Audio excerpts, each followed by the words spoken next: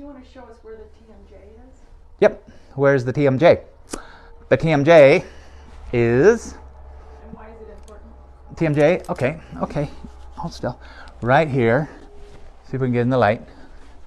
Up there, this is your good sight. There's the temporal bone on our head. Here's the mandible here. That's the jaw. So temporal mandibular joint. That's the hinge. That's where the jaw hinges. Come on, move your jaw. Your head's in the way. There we go.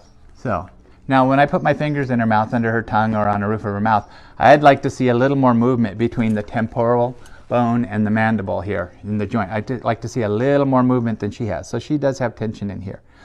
So, but that's the TMJ, temporal mandibular joint. TMJ isn't an issue. TMJ is a part, it's a joint. It's part of the anatomy. So when they say my horse has TMJ, they're usually talking about there's an issue in the temporal mandibular joint. There's tension in the TMJ.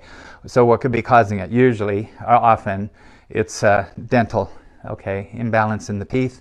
But it could also be from the other things I'm talking about, riding, the way the horse is being ridden.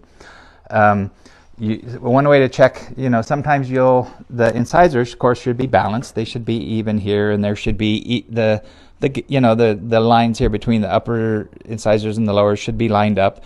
If they're off to the side or out or for overbite or underbite, then there's an imbalance somewhere. Now it could be if there's a huge overbite, the horse is born that way, but you need to investigate the possibility that there's something else going on. But you can look at her teeth like that, or often you just rub over the incisors like that with your fingers, and then feel if there's any overbite or underbite or off to the side bite. I'm not a dentist, but I'm just looking for irregularities. So those might be signs of some dental imbalance.